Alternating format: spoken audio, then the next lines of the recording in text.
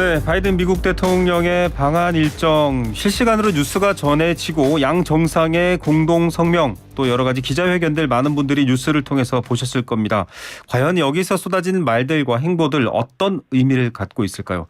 앞서 오프닝에서 한국은 안보와 동맹관계 안정을, 미국은 경제, 지역 내 영향력의 안정, 이 두 가지의 조금 다른 결과물을 가진 것 아닌가라는 생각이 있는데요. 실제로는 어떤 의미가 있는지 전문가 연결해서 얘기 들어보겠습니다. 이화여대 북한학과 박원건 교수 전화로 연결돼 있습니다. 교수님 안녕하십니까? 네, 안녕하세요.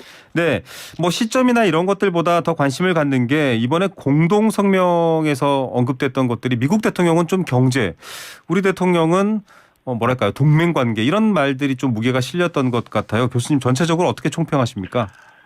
적지 않은 분량이 이번에 발표가 됐죠. 공교롭게도 한미 정상회담 공동성명이 딱 1년 전에, 그러니까 네. 작년 5월 20일에 있었고 이번에 또 5월 21일에 있지 않았습니까? 네. 그러니까 어쩔 수 없이 우리가 그 공동성명을 놓고 비교를 할 필요는 있다라고 생각이 됩니다. 그렇다면 전체적으로 한미 간의 어떤 그 이전과는 좀 차별화되는 방향이 갔는지가 판단할 수 있는 증거가 생기는 거니까요. 네. 근데 저는 이번 회담이 사실 굉장히 쉽지 않은 회담이 될 것이다라는 그런 전망을 했었습니다. 네네. 왜냐하면 국제 정세가 매우 안 좋죠. 그렇죠. 미중 간의 갈등이 갈수록 점점 첨예화되고 있고 특히 올해 들어서 북한이 아주 위협을 계속 16번 미사일을 쏘고 있지 않습니까? 네네. 또 하나는 윤석열 정부가 출범한 지 10일밖에 안 된 상태에서 열리는 회담이기 때문에 정상회담이기 때문에 과연 어느 정도 수준의 그런 결과를 도출할 수 있을지에 대해서 좀 우려가 됐었는데요. 네.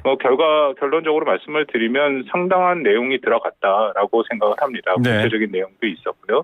특히 말씀드린 것처럼 작년 회담과 비교한다면 작년 회담은 전체적인 방향성과 원칙을 밝혔죠. 근데 이번 회담은 거의 한 발 더 들어가서 이제 실질적인 행동 수칙, 우리가 흔히 말하는 액션 플랜이 포함된 것은 맞습니다. 네. 다만 이런 얘기가 있지 않습니까? 악마는 디테일에 있다. 네네. 그렇기 때문에 앞으로 공동성명에 굉장히 많은 내용들이 들어가 있는데 이거를 네. 어떻게 한미가 잘 끌어갈지 이제 그것이 훨씬 더 중요하다라고 생각이 듭니다. 예, 그러면 이제 말씀하신 김에 북한 관련된 주제부터 먼저 좀 여쭤봐야 될 것 같은데 작년에는 판문점 선언 내용이 문구가 들어갔지만 올해는 빠졌다 이런 보도들도 나왔거든요. 네. 어떤 미묘한 남북 관계에 있어서도 미국의 입장이 변화를 준 걸로 봐야 될까요? 아니면은 다른 의미가 있을까요? 굉장히 절묘한 의미가 그 안에 담겨 있다고 해석이 되는데요. 네. 말씀하신 것처럼 판문점 선언, 싱가포르 합의가 둘 다 빠졌습니다. 네네. 대신에 이번 공동성명에는 한반도의 완전한 한반도의 비핵화라는 표현이 다시 쓰였죠. 네네. 왜냐하면 윤석열 정부 출범하면서 한반도 비핵화보다는 북한 비핵화 혹은 우리가 말하는 이제 CBID라는 네. 표현들이 좀 나왔었는데 네네. 한반도 비핵화를 다시 썼다라는 것은 말씀하신 싱가포르 합의와 판문점 선언에서 그 표현을 썼거든요. 네. 그러니까 윤석열 정부도 미국과 함께 기존에 있는 북미 합의, 남북 합의를 존중하겠다라는 의미가 그 안에 들어가 있습니다. 예. 그렇게 판단이 되고요. 또 하나는 북한 문제의 가장 큰 차이는 작년 5월 21일 간에 그 한반도의 전반적인 정세가 많이 차이가 나죠. 네. 그러니까 말씀드린 것처럼 북한이 지난 3월 24일, 그러니까 2018년 4월 달부터 시작된 그 핵과 또 대륙간 탄도미사일 시험 발사를 하지 않겠다는 일종의 모라토리움을 깼지 않습니까? 그렇죠. 그들은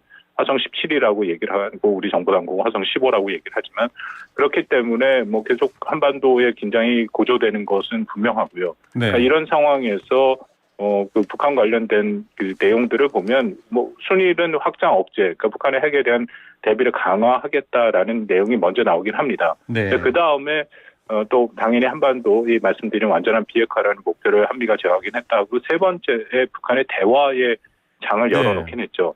근데 제가 관심 있게 본 게 공동성명은 지금 말씀드린 이 순서대로 갔는데요. 네. 윤석열 대통령이 기자회견에서 공동성명을 설명할 때 있지 않았습니까? 네네. 그때는 북한에 대한 대화가 먼저 얘기가 나오더라고요. 네. 그런데 취임사 때 기억들 하시겠지만 그때도 북한에 대해서 평화적 문제 해결을 위한 대화를 얘기를 했었거든요. 네네. 그래서 전반적으로 그런 좀 균형을 잡은 거 아닌가 그런 판단은 됩니다. 예. 자, 이 강력한 대북 억제에 대한 표현들과 또 한미 정상 간의 합의가 나왔습니다. 공동성명에 이런 표현을 구체적으로 쓴 것도 처음이다 이렇게 알려져 있긴 한데 이렇게 갈 경우에는 북한을 비핵화 협상장으로 대화로 유도하기에는 좀 또 다른 차원 아닙니까? 어떻게 봐야 될까요? 대화로 유도하려고 지난 1년여 굉장히 노력을 했죠. 특히 바이든 행정부는 출범해서 작년 4월 말에 대북 정책 검토를 끝내고 그다음에 조건 없는 대화를 하겠다라고 얘기를 했는데 북한이 네. 하지 않고 있는데요. 뭐 이 부분은 좀 복잡한 문제가 있습니다. 제 판단에는 북한이 현재의 국면은 대화보다는 자신들의 핵 능력을 고도화하는데 가장 우선순위를 그렇죠. 두고 있다. 네. 그렇기 때문에 뭐 문재인 정부 마지막에도 그랬고 그리고 최근에 이제 코로나19로 인해서 한미가 모두 북한에 대한 지원 의사를 밝혔는데 거기에 대한 응답도 없지 않습니까? 네. 그러니까 이런 전반적인 현재 상황은 북한은 한국이나 미국과의 대화보다는 자신들의 핵 능력을 고도화하는 데 우선 초점이 맞춰져 있다. 그렇게 생각합니다. 예. 그렇기 때문에 사실 지금 대화 뭐 긴밀한 공조 얘기가 나왔습니다만 자칫하면 또 한반도의 어떤 위기 상황 이를테면 북한의 도발 수위가 올라가고 한미 당국이 연합사라든지 이 대응을 안 할 수 없는 상황 이런 게 와버리면 사실 굉장히 블랙홀처럼 빨려 들어가지 않습니까? 이런 가능성은 있다고 보십니까, 교수님? 가능성이 있죠. 그러니까 이번에도 뭐 보도가 좀 됐습니다만 심지어는 바이든 대통령이 방한한 기간 동안 북한이 뭐 ICBM을 쏘겠다. 시험 발사를 할 수 네네. 있다라는 얘기가 한미 정보 당국이 양쪽에서 다 확인을 했던 내용들이지 않습니까? 네. 물론 저는 그건 쉽지 않을 거다라고 생각을 했습니다. 두 가지 이유였는데 하나는 이 미국 대통령이 이 해외로 오고 특히 한반도 지역으로 올 때는 전략 자산이 동시에 전개됩니다. 물론 네. 공개는 되지 않겠지만 대비 태세가 격상되기 때문에 북한이 쉽게 그런 도발을 하기는 어렵죠. 한미 연합훈련 기간 동안에 북한이 도발하지 않은 것도 같은 이유고 그렇죠. 역대 미국 대통령이 한국을 방문했을 때 북한이 도발한 사례는 없습니다. 네. 그 두 번째는 역시 코로나 상황이거든요. 네네. 그러니까 북한이 코로나가 매우 위중한 것은 다 알려진 거, 뭐 본인 북한 스스로가 밝히고 있으니까. 네. 그러니까 이런 상황에서 과연 미사일을 쏘는 게 북한 주민들한테 어떤 의미로 다가갈 것이냐 이런 말씀을 드리는 게 지난 3번의 북한이 미사일 도발을 했는데 그걸 아직도 공개하지 않고 있습니다. 네. 거기에는 북한 주민들의 좀 부정적인 인식이 있지 않을까 하는 그 북한 정부 당국의 판단도 있을 거라고 생각이 됐거든요. 예. 그러면 지금 사실 정의선 현대자동차그룹 회장과 만났을 때 바이든 대통령이 북한 그 김정은 위원장에게 뭐라고 얘기할 것인지를 묻는 기자 질문에 헬로라고 하고 여기서 끝 이렇게 답을 했어요. 이제 예. 다음은 이제 공을 북한 쪽의 행동에 넘겼다 이렇게 봐야 될까요? 그렇기도 하고요. 그 의미는 바이든 대통령이 사실 북한을 잘 압니다. 네. 그러니까 북한이 바이든 대통령이 오바마 행정부 때의 그 부통령을 그렇죠. 했었고 네. 또 오랫동안 상원의원을 했었고 2012년이 저는 바이든 대통령이 대북관에 대한 변화를 준 기점이라고 생각하는데요. 그 네. 이전만 하더라도 당시 미국의 조지 W 부시 행정부의 그 강경 정책에 대해서 굉장히 비판하는 목소리를 많이 냈어요. 네. 그리고 바이든 대통령이 상원의원 시절이죠. 그리고 햇볕 정책을 많이 지지를 했습니다. 근데 네네. 2012년 2월 달에 이른바 219 합의라는 것을 오바마 행정부 때 본인이 부통령 때 된 것이죠. 네. 근데 그걸 북한이 2달 만에 그 장거리 로켓을 쏘면서 그걸 파기를 합니다. 네. 그 후부터는 북한에 대한 인식이 매우 안 좋아졌죠. 예. 그래서 북한에 대해서 지난 미국 대선에 뭐 깡패다, 뭐 독재다라는 표현까지 쓰는 정도이기 때문에 전반적으로 북한에 대한 신뢰가 없습니다. 그리고 북한과의 대화는 뭐 바이든 대통령이 여러 번 얘기를 했고 이번에 그 공동 기자회견에도 다시 확인을 했습니다만 일단 북한이 비핵화 의지를 밝히고 로드맵이 구성되면 그 다음에 필요하면 만나겠다. 그 정도 수준으로 좀 소극적인 형태인 거죠. 예. 이런 좀 일종의 전략적 인내라고 불리는 미국의 태도, 냉각기, 뜨거운 냉각기라고 좀 모순적으로 표현해도 될까요? 굉장히 이런 관계가 지속된다라는 건 사실 지난 과거의 경험에 비춰보면 남북 관계가 좀 해소되는 부분에 있어서는 좀 부정적이지 않았나요? 어떻게 판단하십니까? 맞습니다. 이거를 뭐 전략적 인내 2.0이다라고 표현을 하고 뭐 사실은 저는 조금 더 나가서 전략적 방치다라고까지 얘기를 하는데요. 네, 전략적 왜냐하면 방치. 바이든 행정부가 들어서서 대북 정책 검토하고 시작한 지가 1년이 넘었는데 뭐 전혀 그 북한이 안 움직이잖아요. 그렇다면 거기에 맞춰서 뭔가를 해야 된다. 미국도. 뭐 저는 그게 뭐 일방적으로 북한을 압박하라는 얘기도 아니고 뭐 압박을 할 수도 있고 아니면 좀 더 적극적으로 북한과의 대화를 모색할 수도 있는 거지 않습니까? 네. 근데 전반적으로 바이든 행정부의 대외 정책에서 북한 문제는 우선순위가 아닙니다. 예. 그러니까 우리가 봐왔죠. 우크라이나 네. 문제, 뭐 미중 간의 갈등이 훨씬 우선순위에 있다라는 거거든요. 네. 그래서 뭐 현재 북한 문제는 굉장히 교착 상태에 있는 것은 맞고 물론 주된 책임은 당연히 북한한테 있지만 거기에 상응해서 한미가 좀 적극성을 띄어야 된다. 그러니까 새로 시작한 윤석열 정부가 과연 그렇다면은 이번에 또 특히 한미 정상회담을 통해서 얼마만큼 미국과 협력해서 미국의 그런 대외 정책 어젠다에 북한 문제를 우위에 두고 갈 것이냐가 굉장히 앞으로 풀어나가야 할 중요한 숙제다라고 생각이 됩니다. 예, 뭐 쿼드도 있고 여러 문제가 있습니다. 특히나 동북아 정세가 있지만 우리에겐 당장 북쪽에 있는 북한 문제가 사실은 직접적인 위협이자 고민거리인데 그렇습니다. 고민되는 게 이제 과거 문재인 정부는 운전자론도 내세웠습니다. 네. 미국과 일본, 러시아, 중국, 북한 여러 가지 조율을 하는 입장을 우리가 좀 운전자론을 맡겠다라고도 했고 또 신남방 정책이나 북방 정책을 통해서 뭔가 좀 조율자의 역할을 하겠다라는 입장인데 이번에 첫 회담으로 알 수는 없겠습니다만 예. 윤석열 정부, 윤석열 대통령의 이 외교 등판, 한미 관계, 한미 회담을 통해서 본 뭐랄까요 성과, 비전 어떻게 평가하십니까?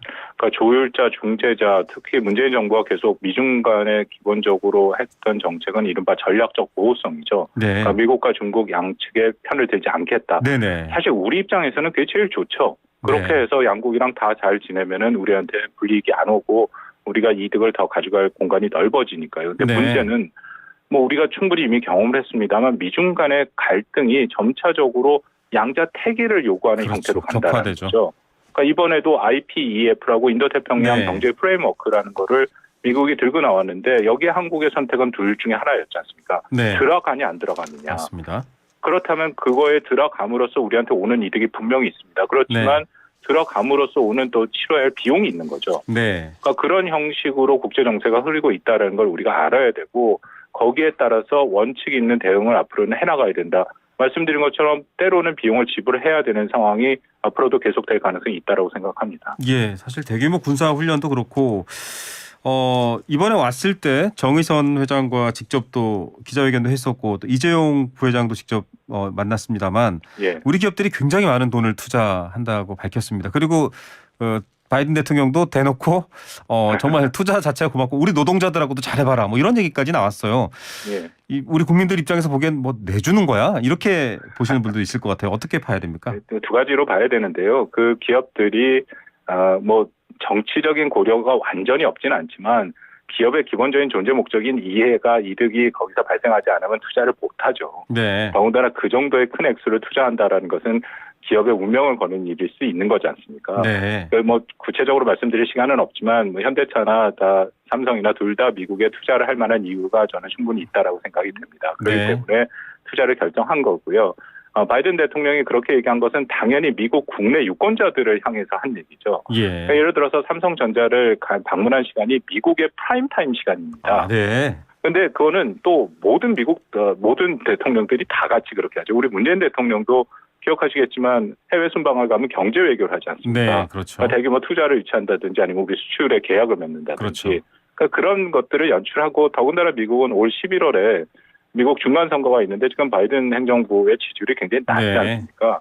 그러니까 당연히 신경을 썼겠죠. 예. 자, 결국은 북한 문제의 해결도 그렇고 중국과의 관계, 중국의 입장을 고려하지 않을 수가 없습니다. 그 중국을 예. 통해서 많은 것들이 이루어지는데 지금 중국을 포위하고 있는 경제적인 IPEF라든지 또 쿼드 저희가 지금 참가는 하지 않았습니다만 이런 부분들이 예. 중국이 남북 관계에 있어서 굉장히 우리에게 불리하게 스탠스를 취하지 않을까라는 우려도 있는데요.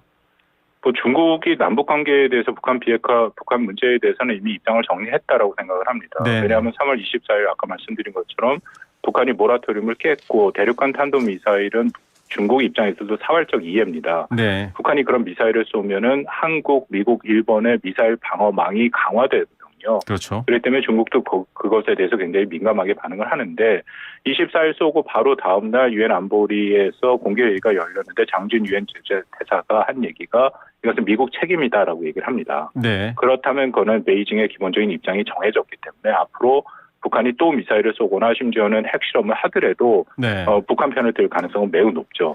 다만 IPEF랑 나머지 경제적인 분야는 어떻게 풀어나가야 되느냐. 뭐 일부에서는 이게 사드식의 보복이 되지 않겠느냐라는 우려의 네네. 목소리가 있는데 저는 그거랑은 좀 다르다고 생각합니다. 네.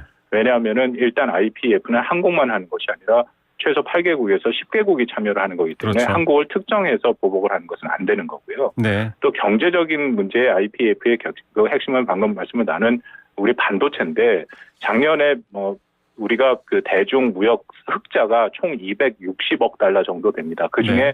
반도체를 판매해서 얻은 흑자가 240억 달러예요. 네. 그렇다면은 중국의 입장에서도 반도체가 되게 한국의 반도체가 없으면 그렇죠. 자신들의 산업도 이게 굉장히 크게 타격이 있다라는 얘기거든요. 쉽게 움직이기는 어렵습니다. 중국도. 예. 자, 뭐 경제를 무기화한다 이런 것들은 조금 아직까지는 예상해보기 어렵다라는 말씀이시고요. 끝으로 문재인 대통령을 원래 만난다고 했다가 뭐 전화 통화만 한 것으로 지금 알려져 있습니다. 네. 바이든 대통령, 문재인 전 대통령에게 퇴임한 대통령에게 어떤 할 얘기가 있어서 그런 만남을 기획했을까요? 글쎄, 저도 근데 이거는 좀 사실 확인이 필요할 것 같아서 양측에서 지금 얘기가 좀 달라서요. 제가 네. 그걸 확인할 방법은 없고. 근데 어쨌든 뭐 그 백악관에서 요청이 왔다라고 문재인 대통령 측에서는 얘기를 하는데 또 네. 제이크 설리반 국가안보부 장관은 공식적으로 뭐 만나지 않겠다고 얘기를 했고요. 네네. 전화를 했는데 10분 통화를 했지 않습니까? 네. 뭐 아주 크게 거기에 의미를 부여할 필요는 사적인 통화 없다라고 정도. 일단 생각합니다. 예. 예. 지금 대북 특사의 필요성도 얘기가 됩니다. 또 강대강 대치일수록 더 그런 말이 나오고 있는데 교수님 판단하시기에 지금 이 시기에 어떤 분이 이 뭐 바이든 대통령이나 혹은 윤석열 대통령의 특사로 평양을 한번 가면 좋겠나 이런 생각 떠오르시는 분이 있을까요? 아니 특사를 하려면 한미가 일단 특사를 보내는 것이 적절한지에 대한 합의가 있었는데 네. 현재 미국의 입장에서는 특사 카드를 고려할 상황은 아니다라고 판단이 됐고 또 네. 하나는 여기서 가장 핵심은 북한이 16번 미사일을 쐈는데 이런 네. 상황에서 특사를 보내는 것은 한미 양국의 다 정치력으로 부담이 크죠. 네. 그렇기 때문에 북한이 일단은 좀 멈추고 냉각기가 있어야 그 네. 틈새로 활용할 수는 있다라고 생각합니다. 냉각기가 먼저 필요하다. 네, 예. 알겠습니다. 오늘 말씀 감사합니다. 예, 감사합니다. 네, 이화여대 북한학과 박원곤 교수였습니다.